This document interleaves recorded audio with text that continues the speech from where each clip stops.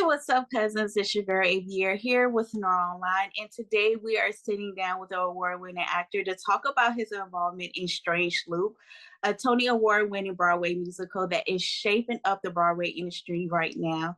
Cousins, let's welcome Antwayn Hopper. Hi. Hello, everyone. How are Hi. you? I'm good. Does this look bad? Because this can't come off. You want me to take this? You want me to take this I off? mean, if you want to leave it on, you can. Is this going to mess with the audio? No, not at all. One second. How's this good? Is this good? Yes, that's good. That's good as well. Okay.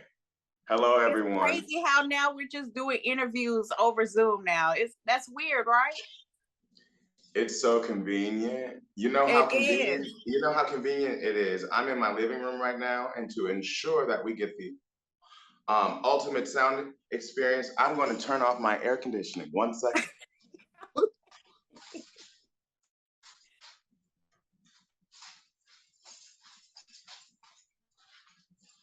And just like that. Hey, at least we get to do it within our homes. We could be like super comfortable. We don't have to like go all out and go extra and beyond to like do interviews now. So I think that's like the good thing about doing interviews at home now, right? Yeah, but I do hope we get to a place where we are safe to do it in person again. I mean, it really is an art form, wouldn't you say? I mean, your reach and access is broader now, but there really is something for an intimate interview Yeah. in Before person. I'll go ahead. I don't mean to cut you off. I'm sorry. No, I was just gonna say an intimate interview in person. But for until then, I will take this and thank God for Zoom and all the beautiful things that have derived from COVID in terms of social media and connecting people. Yeah, I absolutely agree. I kind of miss that personal type of thing as well. But Right. before we get into Strange Loop and your character Thought Six, we're gonna take it back to the beginning in Topeka, Kansas, where you're Oh, from, where it started. I take wow. it at a young age, you picked up the interest in performing and creative arts. What inspired you or drive you into becoming or take interest into performing and into the creative arts? I think it was the feeling that I remember feeling um performing. There's a certain feeling that you're just born with, and it's a bug, and it's a selfless feeling, and it's something that a lot of artists and entertainers feel embarrassed to admit, but now I'm starting to own it. I love all eyes on me. I love making people feel good. Um I feel like that's my ministry, and that's what got me at the age, honestly, at 3 when I did the three kings, and we did it for my church, and I just love the excitement and my parents' eyes. They seemed really pleased, and so I just and I used to always practice when my mom and dad would leave the house. I would just put on whomever and just lip sync for the gods, and Yeah. I like to perform and entertain. So I think it's that aspect. I say all the time as like artists, it starts off within the home, like being in the mirror and having like that imaginary mic and just like doing your thing. And then from there we just like get the courage and we go on off and like do our own little thing. I agree. I agree. So I read in like an interview that you did that you grew up in like a military background. Yep. My Did that dad's clash military. with, because I understand, children that grew up in like a military background, it's kind of like a strict environment, sort of kind of, did it clash with you wanted to go out and like be a creative person or, perform in the arts or be a artist? You know what? Actually, my dad really liked the fact that my brother was heavily in sports, baseball, basketball, football, the football captain in high school. My dad liked that we were busy. He liked the discipline aspect He was of like, as long as you guys are not in the streets. Hey. You know what I mean? And it taught discipline. So my dad actually became like kind of like my coach. He would come to shows and be like, "Hey, son, That's amazing. that leg, you know, he doesn't know what he's saying, but he knows it gets to me. That leg was bent, your supporting leg." I'll be Yeah. like, that makes you, you know, he really taught that army aspect, the military aspect of discipline and being your best, acting your best, doing your best at all times, integrity. That actually really played into my upbringing, and my dad would use that in theater with you. Even whether it's driving me to rehearsal, we'd have a pep talk, and he would link up what I'm doing with him being in one of 3 wars that he served, you know, United States, or whether he comes to a show and we have to do the Star Spangled Banner, and my dad has his hand over his heart. It's just crazy how it ties hand in hand, the craft versus being a soldier in the army. You know what I Yeah. mean? And game recognizes game, and he encouraged it. So Yeah. Because it's like being in the army and military is like a drive, determination, and then you can apply it to being an actor into your craft. Like it's a drive, determination. So I kind of see that parallel. Like I can see that going hand in hand with one another. amen. That's good that you actually, that's amazing. Because you know, some children don't have that. My mom was just here last week for the first time ever, and guess what show she saw? A Strange Loop. And um, my Tony Award is my mom just saying, "I'm really proud of my boys." And you know what I mean? I think that's every, especially a Black mom. I think that's Mhm. every Black mom's who has a child or whomever. You just want to really make sure you did your best, and then you want to see them succeed. And to have my mom here and my dad was here a few years ago, it just really is a full circle. And now I just really want to honor them because, you know, I'm sure you can attest, growing up, we don't realize what our Mhm. parents sacrificed. We don't realize the hard work they put into us. And I am thankful, and I do want to recognize that and also represent that as I come up in this world of entertainment. Yes, I had a very solid foundation, and I thank God for my parents, especially my mom. Yeah. After graduating at Carnegie Mellon, you packed up your bags, you moved to NYC, and you was like, "Hey, I'm in the world now. Go ahead, honey. Spoken This is what word. I want to do. This is what I want to do for the rest of my life." So, what made you want Oh, to become an actor? What made you want to pursue this craft for real? well, that performance was brought to you by Noor. That was a performative experience y'all just witnessed, and you're welcome. And they got it Okay. for free. They got it for You free got it for too. free. So That was not planned. That was not planned. What made me, you said, what made me want to do what I'm doing right now, right? yes, yes. What made you pursue it professionally? Well, you know what? Thank God. This is no disrespect to anybody in our field, but thank God I didn't know what I know now in terms of the hustle. Because now I get why my mom and dad went, "You want to do what?" And I said, "I want to do musical theater." And this is why. And then I'll get to your question. This is why, because it really takes a certain kind of gall and guts to want to rely on something that you think you have within you Hmm. that you have to use outside of you. And then you realize you have that continues. It's an audition, and you have to keep, I hate to say, not pimping yourself, but you have to keep proving yourself, so to speak. Who would want to do that? Yeah. So honestly, for me, I'm sure you read, I had a beautiful teacher named Nancy Skronowski Epic, whose brother is going to be here tomorrow. You know, she passed away in 2018 in her sleep, but she was my music vocal high school teacher.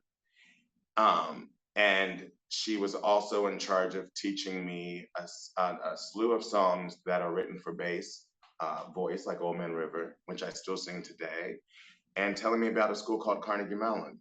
And she knew that I really loved what I did. I was choreographing at that time. I was the president of the choirs. I was obsessed with our madrigals, our group at our school, and I was just really in the world of entertainment and theater. And she told me about Carnegie Mellon, and those were the hardest 4 years of my life so far. Strangely, doing this on Broadway is coming second. So it might be first soon because it's work. But all to say, through her and seeing live theater at that time, Rent was doing a tour, and I just remembered that this is what I want to do. I don't know how am I going to get there. Oh, it's musical theater. Okay, I'm doing musical theater, and it really was that not second guessing myself and just going with what I love. That's what drove me all the way here to New York. It got me through Carnegie Mellon those 4 years and all the way here. And remembering my dream back in high school, back before I even knew it, of performing and entertaining. And I never had a question of, can I make a career? It's let's get started. So first day in New York, I got my storage unit and I didn't have a place to sleep yet. So what I did, and everyone knows this, that knows my story, I walked around for about 3 days because, you know, in Times Square, it's always lit. So I finally got a job in Bubba Gump's on Broadway, and the rest is history. You know what I mean? And I was working there. Guess who else worked there? Atu from Slave Play worked at Bubba Gump's. Yep. Atu got swallowed up by Hair. Remember, it happened in the park first. The public did Hair in the park, the musical, and then I got swallowed up from Bubba Gump's to do Hair in 2010. And it's a strange loop how a performer's life plays out, especially if you're meant to do what you're doing. You realize that everything has happened in your life for this very moment. And that is a blessing. Most importantly, you took a risk that a lot of people don't do. And sometimes the reason why people don't do it is because they're afraid of not getting the outcome that they wanted. But you took a risk and you got the outcome that you exactly wanted. So it just means that we have to take more risks often in order to get where we want to get at in life. Amen. So Strange Loop follows a Black queer writer. And my interpretation of it is that he is struggling with his identity and the pressure of society, including his parents in the outside world and how they view him as a queer Black male. How can the audience take from this dialogue, and how is it important to have queer representation in theater? Well, I think it's important to have representation in anything that's alive and breathing. I think it's important to acknowledge those that are alive and breathing. And I don't think there should be any division. But to answer your question, yes, we are just now catching up to including queer stories in the beautiful canon of music theater. And it's a beautiful thing, especially queer Black stories. And to be a part of this show that has this message, I hope exudes encouragement for not only acceptance of others and their love that they may have or may not have, and where they are and who they are, loving them and accepting them for where they are out of respect for them, as it's none of your business. On top of also finding within yourself the power of love, and not only love, but loving yourself. Yeah. I think it's amazing that we have representation, especially coming from Black queer voices, because we often don't hear them. And it's often kind of like placed on a back burner. And I know within our community, we kind of like shun them away.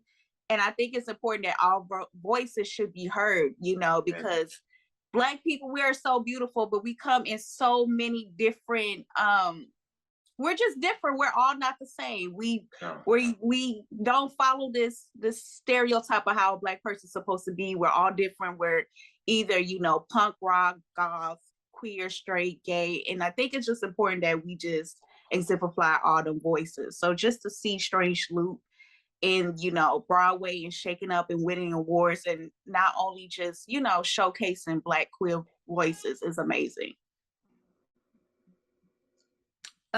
Your character, Thought 6, plays the main character's Usher's. So he has like 6 thoughts, right? And you Yes. played all 6. Mm-hmm. What can we take from your character out of this whole play? I always struggle with these kind of questions because, one of the characters Mm-hmm. we like to kind of keep secretive,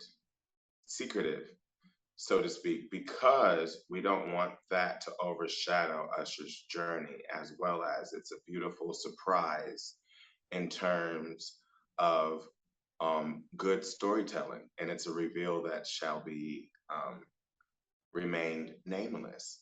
But to answer that, I play a plethora of characters as well does the ensemble. And so to answer that, I'm gonna go ahead and speak for the entity that is Thought Six, and those characters fall in that umbrella. And Thought Six is really uh, me mixed with the little other people that I know, a soul, a presence, and I embody those. I'm a gesture, so to speak. I like to do tricks, Yeah. and that is Thought Six. Yeah. What have you learned from playing this character? Have you came to any self-realizations about yourself, or did this playing this character help you on your self-discovery of who you are as a human being? Like, how has this character contribute to your well-being? This character, well, this show, and this story, and being in it for 6 years, has impacted my life tremendously. And I have found myself through art, through this show, and it really is a strange loop. And I mean that. I'm a walking, breathing, talking, living specimen testifying to that fact of um, walking through my trials and tribulations, falling down by my mess ups, so to speak, and climbing myself back up with the help of others around me, my friends, and because of the love that I have for the craft, and because I knew I had this too, to be able to live off of that dream of seeing this come to life and praying that the public gets to see it. And I mean, the worldwide public gets to take this glorious story in. The hope of that kept me alive through the pandemic, kept me alive, and now I'm here, and I am honestly better than ever. And I only know the sky is the limit. And because of this show and because of unwavering love I have for Jesus Christ, I am able to sit here on an interview with Noir magazine and just thank my lucky stars that tomorrow I get to do this show 8 more times this week.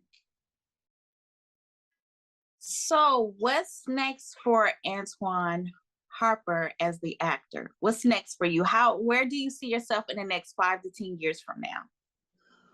Well, I know we don't do this for the accolades, but there is a little fun in acting, and I call myself a competitive actor. There's Um, nothing wrong with that. and with that said, I do see I see the word access in my near future. I see an album. I see me being Ooh, dubbed the Little Nas X meets Johnny Hartman of today. I see okay. myself winning Grammys and Oscars and Emmys and Tony Awards. I see myself gender bending a lot of classical musical theater. I see myself going on a tour with Norm Lewis, Brian Stokes, and another Black baritone, Nick Burroughs, perhaps. And we doing a tour of, the great Black baritone sing the Great White Way. Who knows? I see a lot of things, including a production company and owning the rights to a lot of the materials that I'm working on right now, whether it be a screenplay, which is going to come to fruition, or songs that I'm writing. And I am working my butt off to make sure I maximize this experience that is a strange loop. And we look forward to seeing everything that you have in store for us. I know I do. Like right now, I am a big fan. Thank you. God bless you. Thank Before you. you leave, we're gonna ask you a series of questions, okay? Okay. Who is your dream actor to work with and why?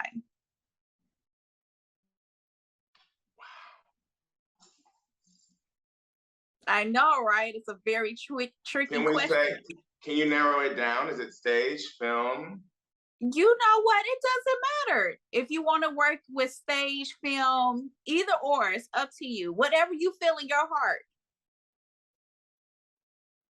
You know what? Let me put this out there, and it's going to happen. I'd like to work with my sister, Patina Miller. You know, we went to Carnegie Mellon together, and it really would be full circle. I would love to do something opposite Patina Miller in the realm of classical theater, because people don't know. Sister can do some classical text. Mm, we would love to see that too. That would be really amazing. On film. If, Viola if you Davis can, produces. Viola Davis produces. oh, let's put that out in the universe. Let me just say this. Here we go. Patina Miller and Antwayn Hopper and Sweeney Todd. Patina Miller, Mrs. Lovitz, and Antwayn. Oh, okay. That's a In good an combo. East Bayou setting. In an East Bayou setting. So Okay. Okay. I see you working up your magic. You working up your magic. If you could be a part of any television show from the 90s, what would it be? In living color. And it only be me. And I bring people on. It's a variety show. Okay. Yeah. So anybody that knows me could tell you I am a top 5 fanatic. I feel like, you know, top 5 give me a sense of who you are as a person. So all right, let's who go. are your top 5 actors or actresses or both?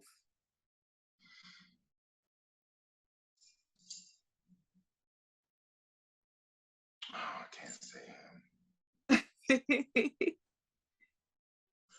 Lawrence Fishburne. Woo! Okay. Lawrence Fishburne. Mm-hmm. Louis Gossett Jr. Sammy Davis Jr. Andre Shields. One more.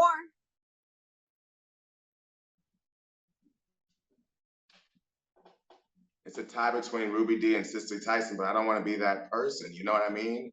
I gotta think. You know what I mean? I gotta think. It's a tie. It's a tie between. Oh, that's a hard one. That's a hard one.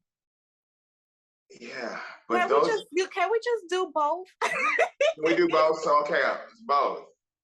Can we just use both as Ruby 5? Tyson. Ruby Tyson. Yeah, it's Ruby Tyson. Boom, there we go. Our top 5 right there. Wow, wow. Well, thank you so much for sitting down with us and having this conversation, doing this interview with us. It is official. You are part of the Cousin Tribe. So welcome. Thank you. Thank you. On behalf of me and the remainder of your cousins, thank you once again. And we look forward to seeing more of you. And everybody be sure to catch Our Strange Loop on Broadway. It is very good. Thank you. Have a good day. Bye, y'all.